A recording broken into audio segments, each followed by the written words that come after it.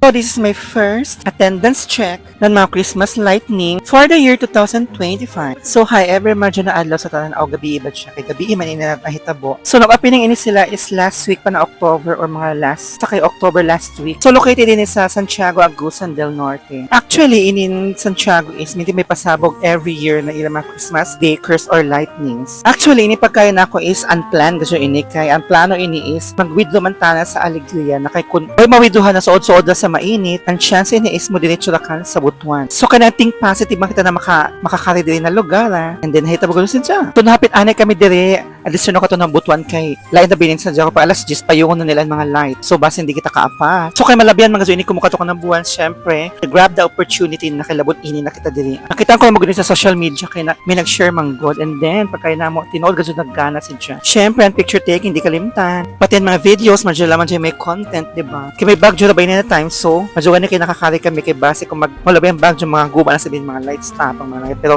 nay pala jud in tawon. So pakita na ako mga sulok-sulok ng mga lights nila. Kaya para feeling sa mga itaay na nakakarisab sila or ma-amaze sila bali mukarisab sila, di ba? So every sulok is way tagsayangan ng lights kay jaong kasi tagbutang tanan. Park masiguro nila o plaza kay first time pa man ako nukay diri kay kasagaran. Kuha pa picture ko sa terminal naman taman ini si kay jari mas sa likod ng terminal nila. So wala akong masasabi, bongga gazo ila lugar. Kung na dili madaot o malabi ng bagyo kay according sa balita, siluma ko numulanding ang bagyong Tino. Pero simba ko pala in town kay kasayang sa ilang mga lightings, grabe na ba na effort ni tap. Agihan na ng bagyo, my god, kasayang gadyo. So going back, still gihapon ako nagkuha ng video kay para dili masayang ang pagkari. Tapos sa timingan pa kadyo na dili nakaradyo ko matawo kay kun crowded ini dili tsaka na dadyo. So gani kay nakakari kami is kapit na magbaado or 9 kapin pa. But according sa ako memory bagan 10 naman gadyo ini kay 11 bagan sila nagsara kay 3 days ago pa man sila nag-abres so kung mga pag-December na tagya na sila mag-close.